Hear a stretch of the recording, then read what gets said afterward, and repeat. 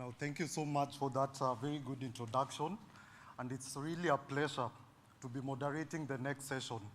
Now, you'll all agree with me that for the past 1.5 days, we've really had some great speakers and good sessions for that matter. And I guarantee you that for the next session, we'll also have some fantastic speakers with us to discuss track and trace and serialization and how that can be of benefit to the patient. And we all know that the patient is the most important person here. Now, to start us off, I'd like to invite on stage Ms. Tutku Kazan, who's the marketing director at VISIOTT. Ms. Tutku leads our strategic marketing efforts in track and trace industry.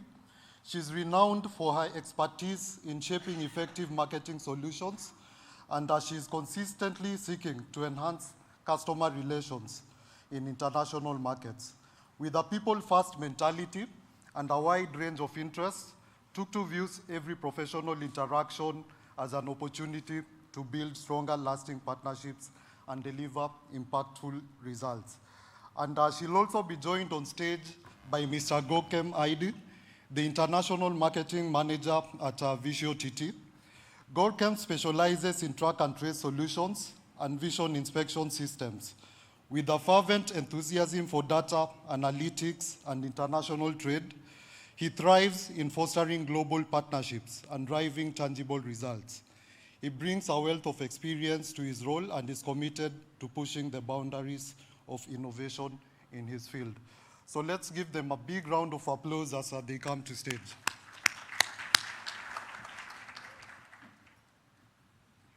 Welcome.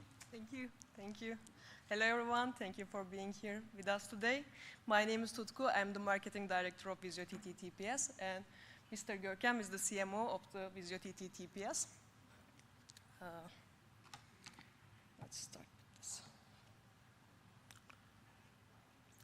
So, here's our agenda for today. Firstly, we will discuss what traceability is, and including its main concepts and also why it is important. Nextly, Mr. Görkem will explain logistic management, and I will explain aggregation.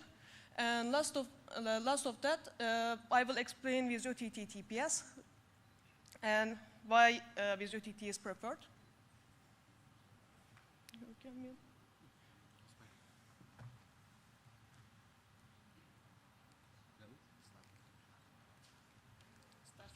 Hello everyone, thank you very much.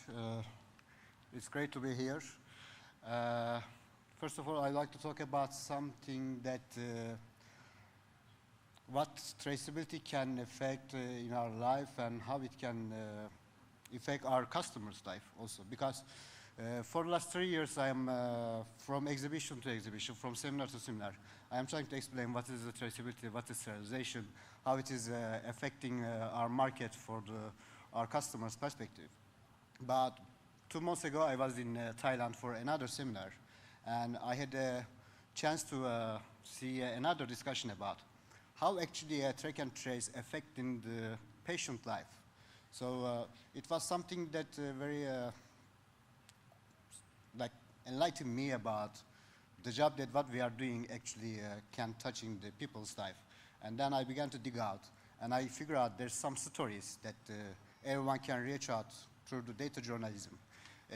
There's a one institute, Data Journalism Institute in USA, and they made a very good studies about during the COVID time, how track and trace help some institutions to counterfeit with the false vaccines in USA and how they affect some families. It's gonna be one of my advice to you guys to check out when you have time. So let's start with the traceability. What is traceability and how does it work? I'm sure most of you guys have somehow heard the traceability. Basically, it's something that we are putting on a drugs or in a box or on a label. It's something like a QR code, but it's similar, but it is not at the same time. So that it's gonna able to track and trace the life science of any products. And it helps companies to comply with the legal how can I say, legal requirements. And also it helps to eliminate the counterfeit pharmaceuticals. And also it helps pharma manufacturers to defend their marketing position. And it's also help pharma manufacturers to brand consumer protection. But these are all like some sentences that we are here every day. I would like to talk about something different today. It's more about the typical statements about the track and trace. So most of the time we hear serialization is just a printing a code on a box. It's something like I just said. Or it's the implementation of the legislation will surely be postponed. It's going to be cut. Or we will not sell more when we implement the serialization. These are the typical statements that we always hear. And there's always, actually, at the same time, some facts behind these statements. Is it possible to open this? Yeah. Okay. Now it is better. So when we are talking about the serialization agenda and the regulations all around the world, I'm going to talk in the next slides more deeply. These are some excuses from the manufacturer side we hear always. I mean, sometimes they are just estimating serialization is just a code that we are putting on some boxes. Actually, it is not. It is something that giving the pharma manufacturers to protect their customer, to protect their products from the counterfeits. And sometimes they are using these statements just to cover their management issues, or sometimes they just want to delay because they think the authorities will postpone their deadlines sometimes. But in the long term, it is something that helps manufacturers to prevent the big risk for the market. Because there is some facts that serialization is the future of the pharma industry. First time in Turkey at 2008, track and trace implemented to pharma industry. And now this is the map all around the world, as you can see, guys, is somehow implemented the track and trace system or discussing to bring the regulations. So there is no escape from that. And it's helping all industry to create a more safety and trustworthy system to track all the products and the supply chain.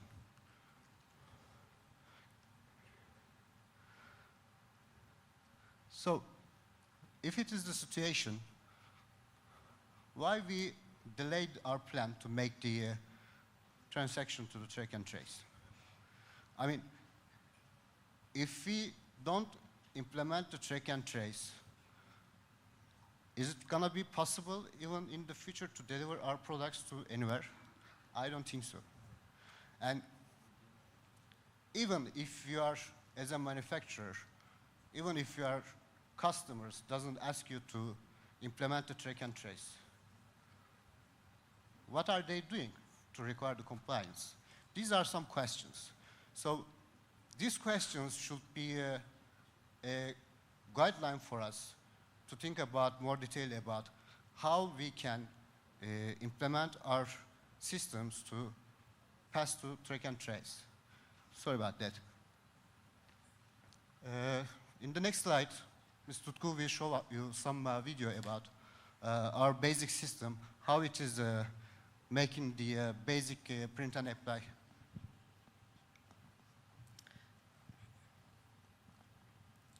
So this is our latest solution for check paying, serialization, and temper evident labeling. This is a compact design. Firstly, it's controlling the tag flap, if it's correctly closed or not. And if it's not correctly closed, it's going directly to the reject box. It's controlling with the sensors, as you can see in here. And faulty one is going to the reject box. After that, it's checking the weight with the 0.1 accuracy. And if it's not in the correct range, it's going to the reject box again. After that, this is the serialization part.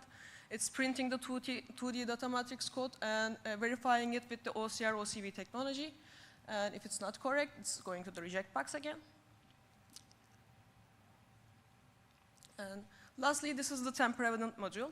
The machine is putting tamper-evident labels to the both sides of the box. And it also has its own reject box. The speed of this machine is 300 per minute, so it's enough for everything, I think.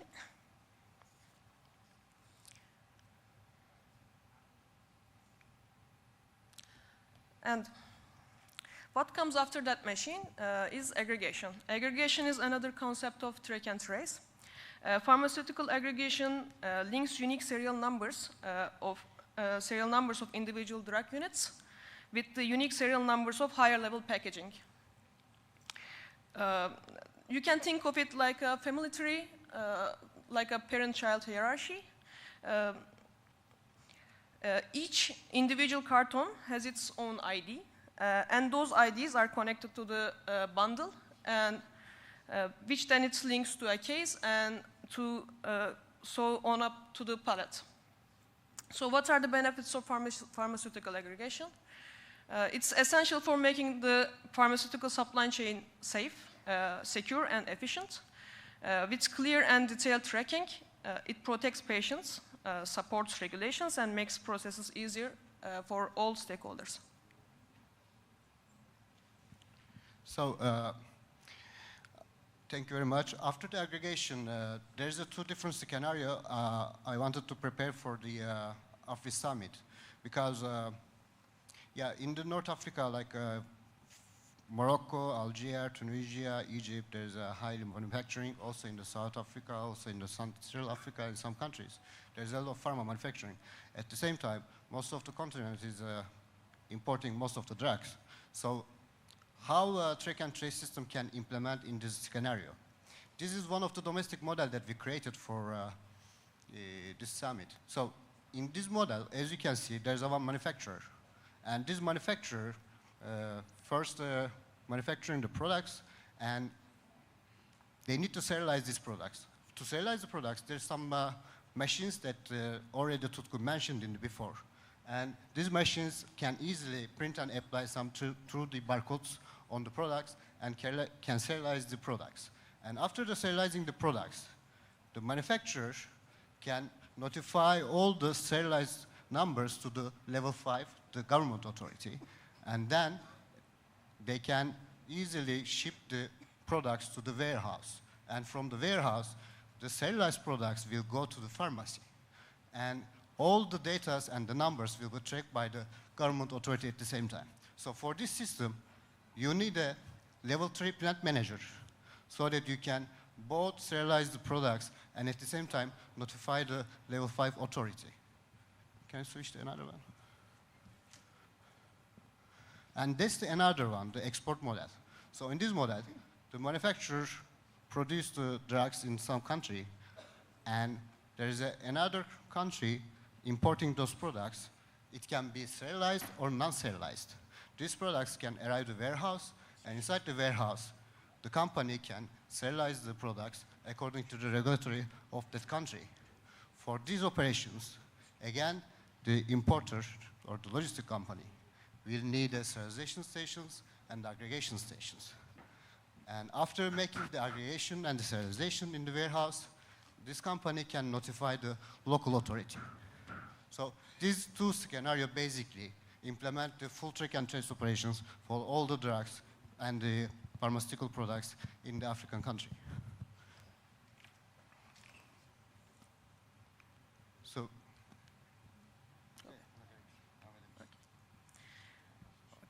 now I would like to introduce VISIOTT to you.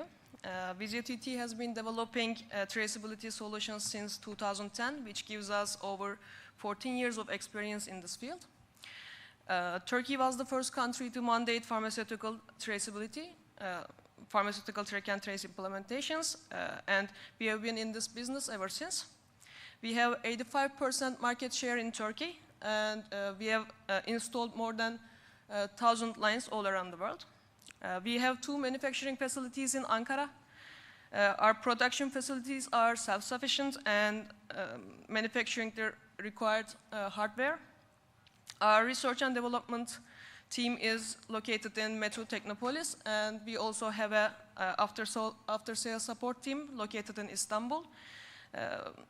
We manage remote and on-site support 24/7 from this location. And we also have a local office in Germany, and we are opening a showroom next year in Germany. Additionally, we have over 50 local sales and service network with worldwide. So, VISIOTT is able to provide all-in-one solutions for track and trace projects, such as hardware for serialization solutions and aggregation solutions, and also software, level 2 line manager and level 3 plant manager. For service, we are providing installation, validation, training, and after sales. We are also offering third-party softwares. We are also offering integration with third-party softwares, including various ERP systems, WMS systems, and other level 4 softwares. In other words, we are giving strong value proposition for our customers in all-in-one solutions. It's all-in-one solutions. From this slide, we can understand we meet all global track and trace regulations. As I mentioned earlier, we offer all-in-one solutions. Software makes up 80% of traceability, and we provide software integrations tailored to customer needs, including systems like SAP, Arvato, and Oracle, and others. I would like to highlight a key difference from our competitors. We have the capability to exchange data between the Ministry of Health and customers according to track and trace requirements. VISIOTT fully covers all traceability software needs.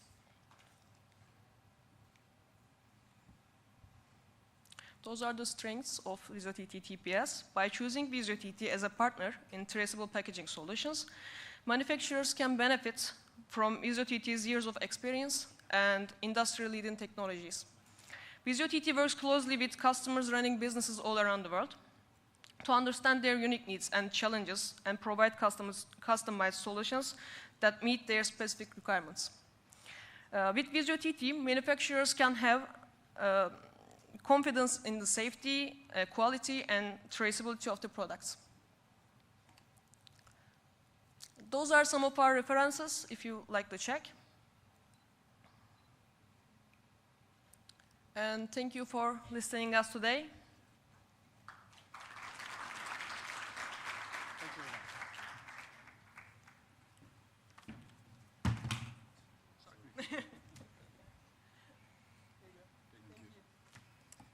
Thank you so much, and for sharing what solutions we have for track and trace. So, very interesting one.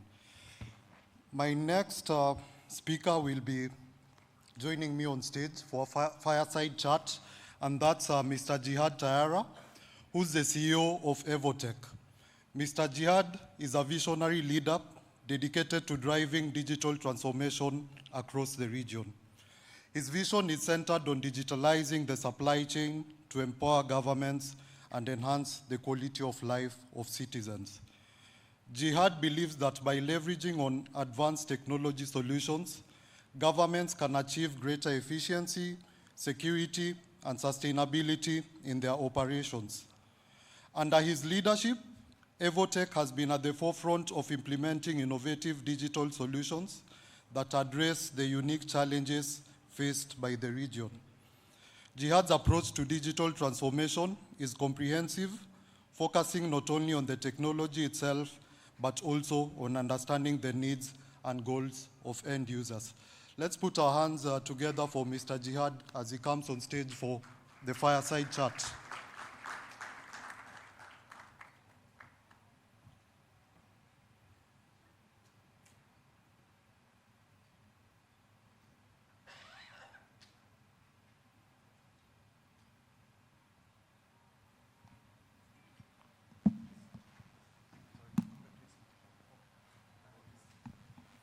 Okay, so Mr. Jihad has an emergency, but will be replaced by Hello, good afternoon. My name is Nibal. I'm responsible for the onboarding and support and replacing our CEO, Jihad, who had an emergency and had to leave just now.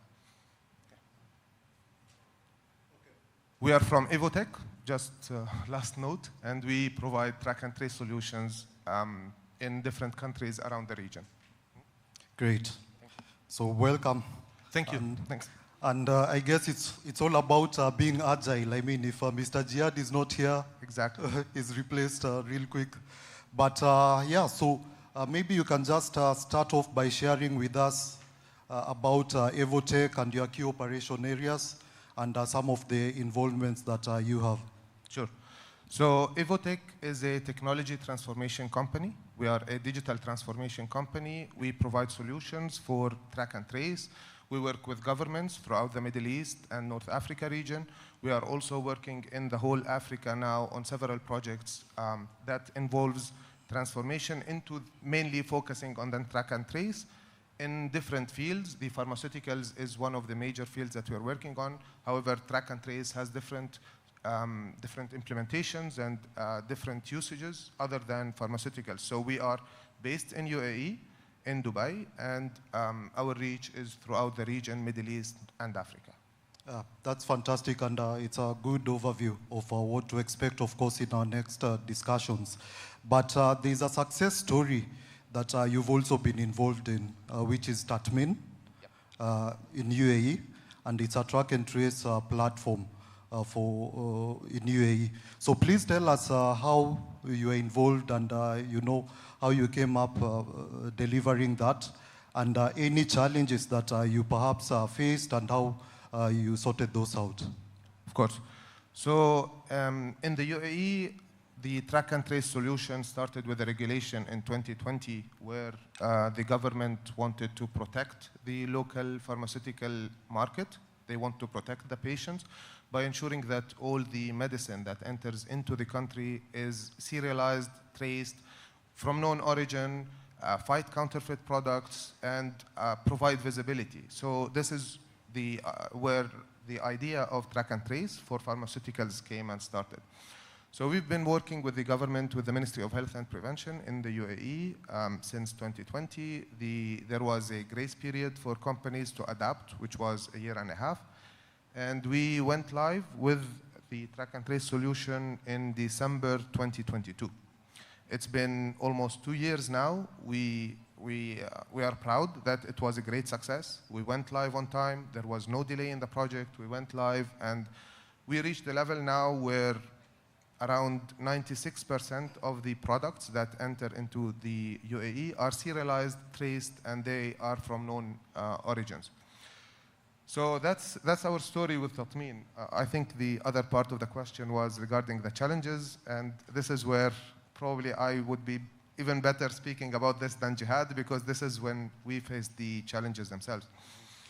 So looking at any country, there are different levels of technology development from different stakeholders. So you're talking about companies that have advanced systems, advanced ERP systems, and we're talking about the whole supply chain up until the pharmacies.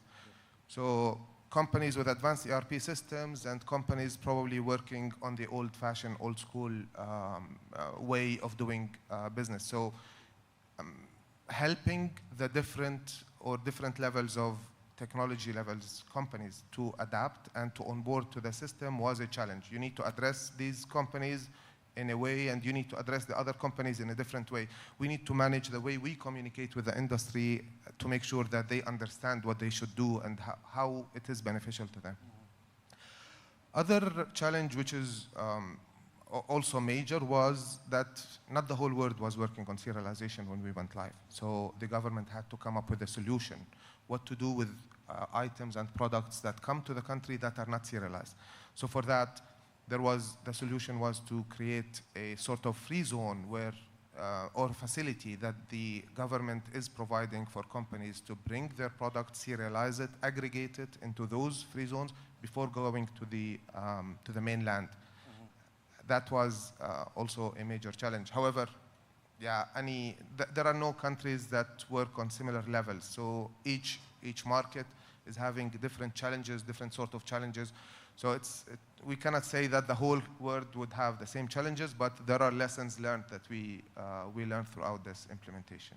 Yep, of course. And just trying to bring it closer home within the African market now.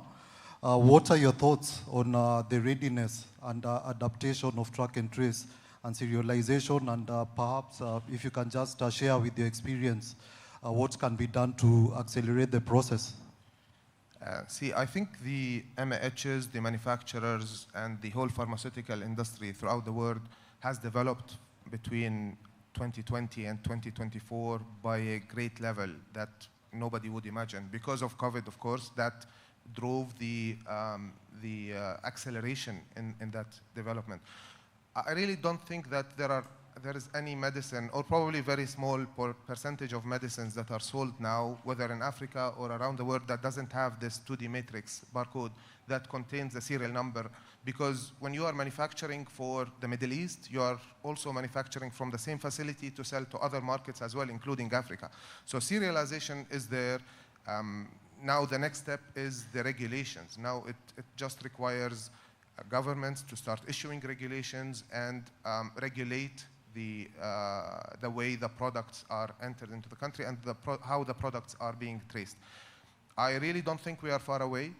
The next step would be just regulation and implementation of that portal, of track and trace portal, in my opinion. Yeah. Yep, absolutely. And I know a lot of the colleagues here have spoken about collaborations. No one can do this by themselves, right?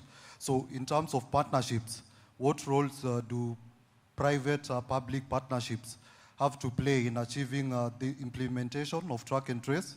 And do you have any examples that you could give us? Yeah, absolutely. So I would say about the example we had in the UAE and other countries that are following the same model, which is the private-public partnership, where the private companies are coming, investing, and signing partnership with the governments for a certain period of time, whether it's usually years, where the government wouldn't have to invest a lot into that track and trace. However, the investment would be over a long period of time where the private companies can come and invest. We have the same model being repeated in other countries as well, in the Middle East, and we have seen it in Africa as well. So this is where a company with dedicated resources, with the know-how, can come and help the government work hand in hand into ensuring the safety of the products in the country. So that's when it comes to private-public partnership. However, there are other sorts of partnership that are also important and crucial. So we cannot just come and develop a track and trace and expect the pharmaceutical companies just to connect to it and start using it. There has to be a proper planning. There are companies that work in technology, IT companies selling ERP systems, selling warehouse management systems, point-of-sale systems. All those need to be guided on how to connect their systems to the track and trace. There is other use cases from this track and trace outside the pharmaceutical, like, for example, Ministry of Interior that wants to monitor where are certain products that needs to be monitored in the country. There is partnership with the customs authorities that are bringing the medicine inside the country. So it's a wider partnership that should be considered when launching a track and trace, not only just the pharmaceutical companies to work on it. It's a big partnership and a big scope. Yep, absolutely agree. And those are very good insights. So perhaps any final thoughts that you have on track and trace and, just getting this implemented in Africa? Absolutely. I think that track and trace has a huge impact on people's lives. When we ensure that the products that enter the country are original, they are not counterfeit, they are traced, the labels and barcodes of these products is known to the government and known to even the end patient, the end user, that who buys a medicine from a pharmacy, he can just scan it and make sure that it's original product. That sort of empowerment of the public to make sure that the products they buy is original would have huge impact on people's lives, for sure. Yeah. Yeah. Thank you so much. And I think it really deserves a huge round of applause for, you know, just adapting and being agile. Thank you. Thank you very much. Thank you. Okay, so we are on the last bit of the session, and we'll be having some panelists join for a quick discussion also to hear just a bit on other stakeholders. So first off, we have Ms. Nuran Idris, and you're online. I don't know if you're ready. Ms. Nuran is the manager of Healthcare Africa, GS1 Global. Maybe you can say when you're ready. I am ready. Can you hear me? Fantastic. We can hear you loud and clearly. So Awesome. we'll also be joined on stage by Dr. Aliou Ndiaye, who works at the Senegalese Regulatory Agency in the Directorate of Drug Approval and Serialization. Then we have Mr. Mete Karaca, the Executive Board Member, Tiga Healthcare Technologies. Please join us on stage as well. And last but not least, Mr. Lyoko Nyambe, Director, Marketing Authorization at ZAMRA. So give them a round of applause as they join us.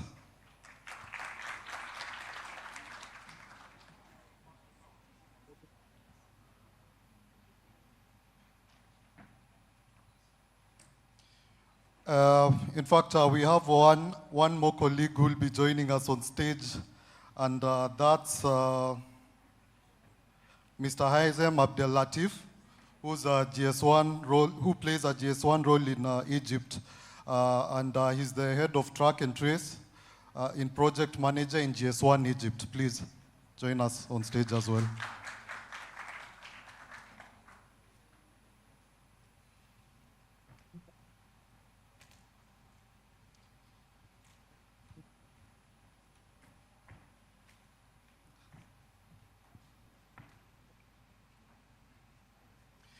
Now, I'd like to start with Ms. Nuran Idris, who's online. Maybe if you can just give us a high-level overview of what GS1 standards are and their role in the supply chain. And also, maybe you can share how exactly they've been used in traceability. Of course. Wonderful. Thank you so much. And good afternoon, I believe it is for you all in Cairo. Unfortunately, I could not be there with you in person, but I'm very happy to be able to share with you a little bit about GS1. And luckily, of course, you have Dr. Haitham as well from GS1 Egypt, and he should also be able to share a little bit more. So I would like to give an overview of GS1 as the presenter asked. So very briefly, GS1 is a standards development organization which develops standards that are used throughout the value chain. So I would really encourage you to think of GS1 using 3 keywords. So one is identify, the other is capture, and the other is share.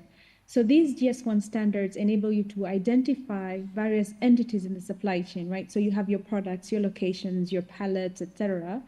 And also GS1 standards have a very systematic way, so standards that help you to capture this information in a way that is systematic, and then share also standards that enable you to share this information consistently throughout the supply chain. As you mentioned, as you heard from the earlier speakers and presenters, we have a very global and interconnected world today. So I would really encourage you to think of GS1 more as a language, as a global language of business, a global language of facilitating communication within the supply chain. So to your second question, Mr. Chair, you asked about how exactly are the GS1 standards being used to facilitate traceability. So to put it very simply, and I understand this is a fireside chat, so we can't necessarily get into too much detail, but very briefly, the unique identification of products, linking this information with the actual movement of the products. So as you can imagine, there are, I would say, maybe 2 main building blocks. There are many more, but just to give you an idea, So this requires the members of the industry, the manufacturers, the distributors, to have a single set of instructions on how they should identify the products and how they should capture this information, and then subsequently on how they should share this information. So when you think about traceability, this is how GS1 enables it. So it gives these members of the industry a unique set of instructions on how they can understand, so that whether they're manufacturing from Australia or from Burundi or from Dubai, it's pretty much the same information. On the other hand, you need then the countries to set up the necessary systems and processes that will ensure the movement of product is captured seamlessly, as the product, information is captured seamlessly as the product moves throughout the supply chain.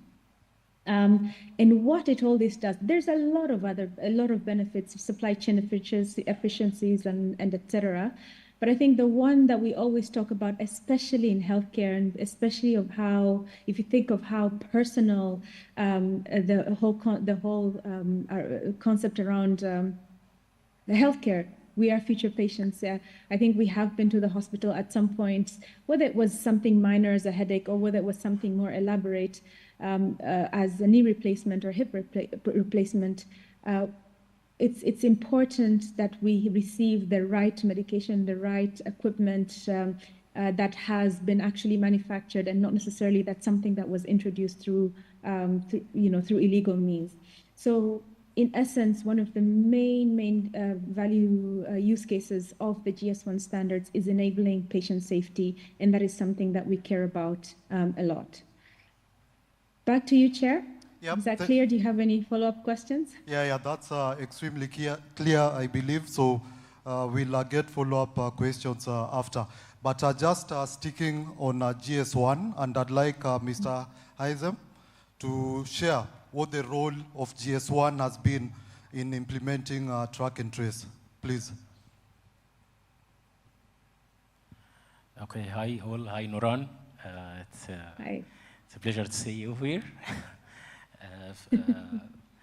Before I get started, thank you very much for this opportunity to give me the chance to talk to you, and thank you all for coming. I think GS1 Egypt have a vital role for the Egyptian track and trace project. I believe that the Egyptian pharmaceutical track and trace project is get started and in the upcoming years, and it get into action. So GS1 had already some important memorandum of understanding with the regulators, EDA, Egyptian Drug Authority, and the UPA, and recently DAV. It is I think that's a technology arm for the track and trace implementation. The vital role, or the important role for GS1 in the track and trace project, to ensure that all stakeholders implement the GS1 standard by smooth and get ready for the implementation of the track and trace here in Egypt by different rules, manufacturers, distributors, and hospitals, and CMOs, and also pharmacies. As you know, Egypt is a huge market. So we need all the stakeholders to learn from each other and to collaborate with each other to give the success in the track and trace in Egypt. Thank you. Fantastic. Thank you so much. And of course, the next question now will go to Dr. Aliou, who will talk about the current landscape in Africa. So what's the current state of drug serialization across different African countries, and what are the main challenges African countries face in implementing serialization? And this is as per the HA overview. Okay, thank you, Chris, and hi, everybody. The implementation of serialization in Africa is at different stages across the country. We have a country like Nigeria, Rwanda, Ghana, Egypt have made big progress, and Nigeria seems leading the way with its NAFDAC We expect the traceability to be operational by the end of the year 2024 in the Nigerian supply chain, pharmaceutical supply chain. The other countries are in the early phases with pilot project or limited regulatory framework. For example, in Senegal, serialization isn't currently mandatory, but we expect to implement it in the near future, and we have already completed the strategic study, and we expect the pilot phase and the guideline to be in the year 2025. That's the landscape. Okay. And just a follow-up question, because we've seen there's various regional bodies within Africa. So how can those ones play a part to just hasten the process of track and trace and serialization in Africa? The regional regulatory body have a crucial role to play in the harmonization and to harmonize serialization requirement. They can develop a shared guideline that local authority can adopt. They also can enhance data sharing by developing a centralized database to improve the cross-border tracking. And also they can provide financial and technical support for the local country. Okay, so what I hear is harmonization is the way to go. Harmonization is the way to go also within track and trace to just make sure we get towards the goal that we want.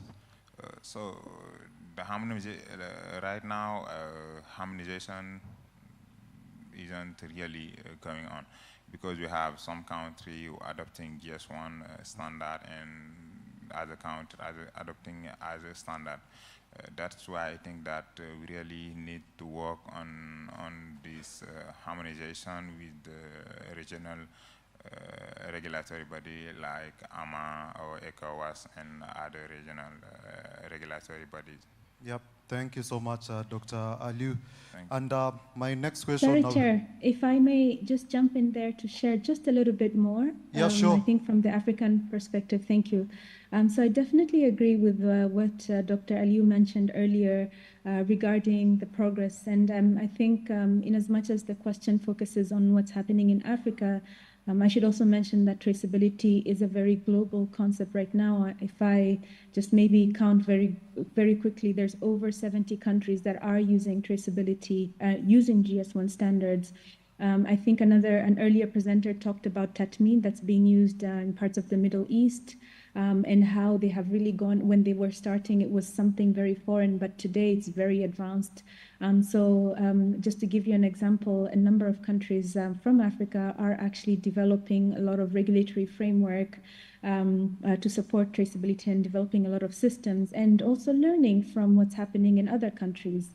I think it was early this year where colleagues from Uganda, including a delegation, including representatives from the Ministry of Health, the Regulatory Authority, members of the industry, went to Turkey actually, and were able to understand a little bit more how Turkey has set up their system. So really, there's a lot of progress that's happening around the world, and especially in Africa. Just looking in the past, I think maybe 5 years, we've seen a very drastic increase. I would say maybe about over 5 countries have a regulation, and even more have a lot of pilot projects. And I should also mention very briefly again, I know we have a short time, but we have a lot of international organizations such as USAID, UNICEF, that have developed a lot of platforms that serve as a learning ground for countries who are thinking of setting up traceability. As you can imagine, it could be quite very foreign and overwhelming task to do. So what they have done is just develop something that countries can actually take and learn from. So again, it's not necessarily a pilot project. It's really something for countries to look at and say, okay, this is the amount of effort that is required in setting up traceability. Okay, let's go back home and work on 1, 2, 3. So it's really just to give them almost like a launch pad for going and developing their own local traceability solutions. So I think that's a lot. And maybe just to conclude, I'd really like to invite you. I also wanted to talk about harmonization. So we have a very important organization that is coming up. I think Dr. Aliou mentioned AMA, the African Medicines Agency, and they have a lot of connection with how the European system is working, and learning from that, because that's one of the, I think, the partnerships that's happening there. So through this partnership, there is also a very vast learning opportunity for countries. And as we understand it, AMA is really fast on setting up their operations in Rwanda. And eventually, that they will also be a very big advocate and platform to enable this collaboration.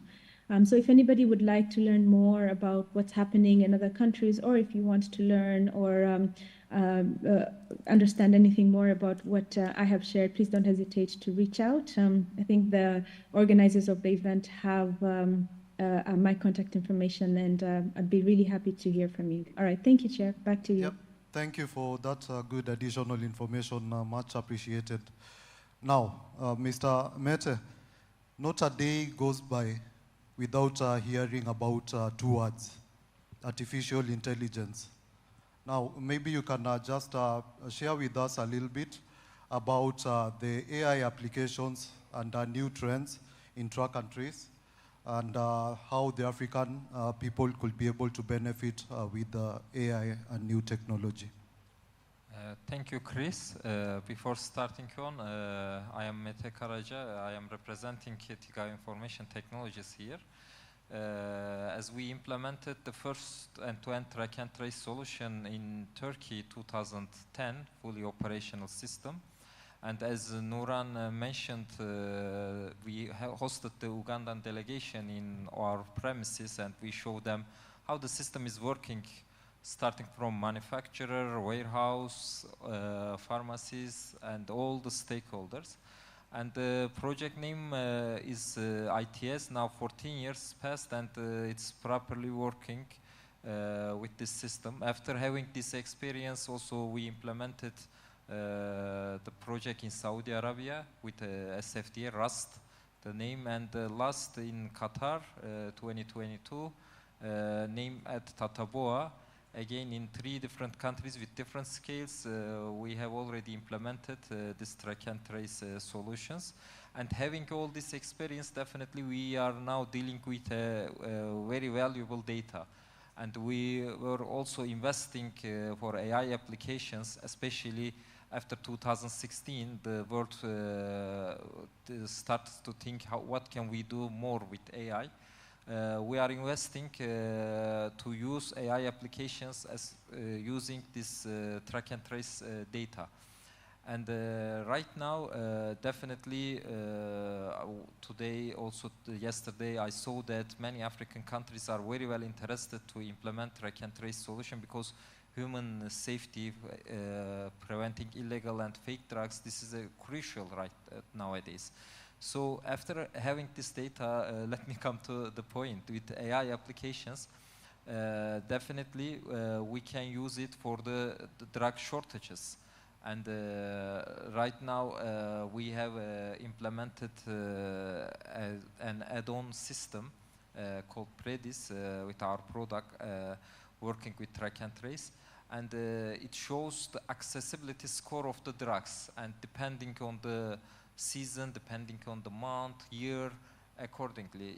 Today, maybe as a regulatory bodies, definitely you want to regulate your market, you want to ensure that your people, your citizens can have access to the drugs. And here in this AI application, it learns that, and it says the accessibility score will decrease in the upcoming months, so you should take some necessary steps to prevent the shortages, the stockouts.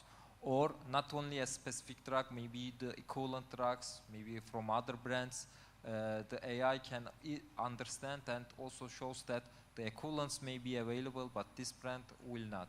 So with this AI app, we can also understand the anomalies as well. So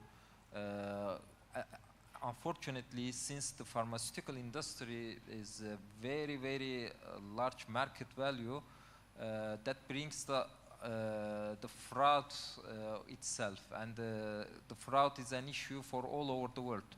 And that's why the high amount of fraud, also people, sometimes only a single entity, sometimes a group of entities are becoming gangs and doing some illegal things. And with AI, even you are not putting any rules, just AI understand that there is an anomaly in this region because there are unusual activities, like this drug box is sold 10 boxes every day, but nowadays it's selling 200 boxes. What's going on? And system easily warns and sends warning to the regulatory body, and they can check and they can see that if it is something weird, then they send a notification to the stakeholder, just send me the justification of what you are going. In a region, in a specific pharmacy, in a specific hospital, or in a group chain, like a warehouse, physician, pharmacy.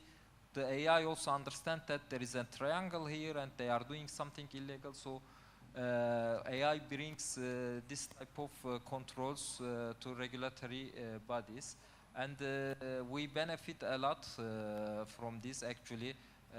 Regulatory bodies benefit, and also citizens can benefit. Last but not least, again, nowadays it's an issue about the antibiotic resistance. Right now in Turkey, also with our new AI application, we are working on to decrease the antibiotic usage, because the AI also compares with different regions who are using AI more, or specific cases, I mean, then gives the warning to the regulatory body, and if they want, they can also ask justification why in this region antibiotic usage is very high. Maybe they can easily ask the physician and hospitals that what's going on, because in a similar places the antibiotic usage is not high, but in this region it's very high. So just to fight with antibiotic resistance, also AI helps a lot for us in these cases. Yeah, thank you so much. Of course, very interesting days, and we can't wait to see also what the future has to offer, even as the technology, develops. Thank you. I agree. Yeah. Okay, so my last question will be to Mr. Lyoko, and this is definitely something to do with the costs of the medicines, or prices of the medicines. And with track and trace, do we expect that maybe the cost of medicines can go up, or will be higher? And of course, just looking at the patient, how can we be able to address this if in case the cost will go higher? Thank you so much. Maybe before we even answer the aspect of the costs, I think it's important that we look at the benefits of what this track and traceability issue brings to the table.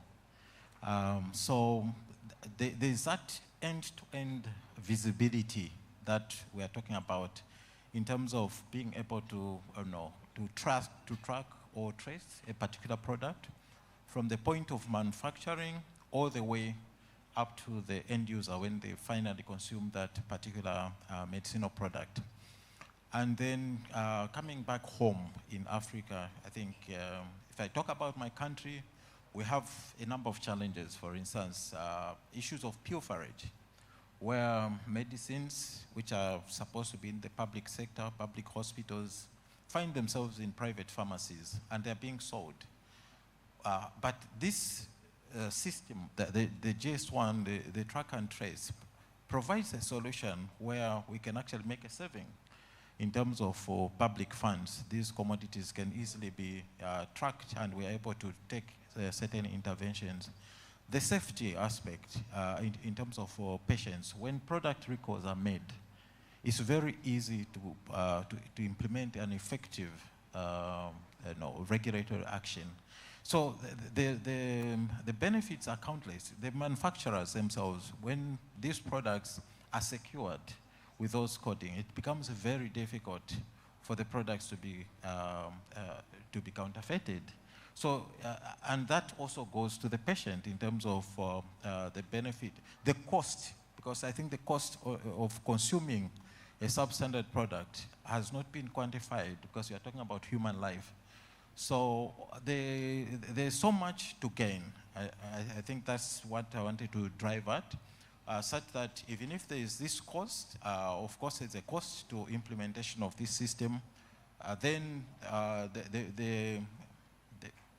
the whole idea now is to say, how do we manage, or how do we, I think coming back to your question, so some of the approaches that could be used to be able to mitigate or to manage that cost could be gradual implementation of the guidelines in terms of the structures. So for instance, in the case of Zambia, we have the GS1 guidelines, the traceability guidelines that have been approved by the board. They were approved sometime last year, but we have a stepwise approach that is being undertaken. So we started with a pilot where only certain categories of medicines were selected. We have the antiretrovirals. We also have other selected, just very few for purposes of proof of concept. And then also, even in terms of implementation, there are timelines that are being given for taking into consideration the local manufacturers' capacities, and also for those which are foreign-based. But of course, when you work on the market, you're able to see that even before we do full implementation, there's quite a number of products which are already compliant, which is actually a very good thing. So the other aspect, of course, is in terms of collaboration from industry, flexibility, which I've already highlighted, cost-effective solutions in terms of what we actually pick. Because I think in today's world, we have so many solutions which are available that can be implemented to be able to achieve the goal. And also supply chain optimization as part of the solutions. But of course, one very key issue is government involvement in terms of incentivizing, because this is an investment, and it's not an investment for now, but an investment for the future.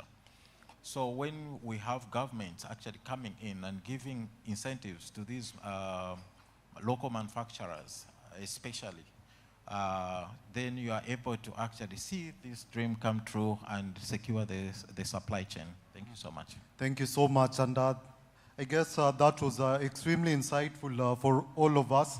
And definitely it's a no-brainer that track and trace and serialization is the way to go, even as we try and get safe and efficacious medicines to the patient. So thank you so much to the panel and online also. And if you have any questions, please, you can meet them up during lunch and ask. Thank you. Thank you so much. Bye. Enjoy the rest of your summit.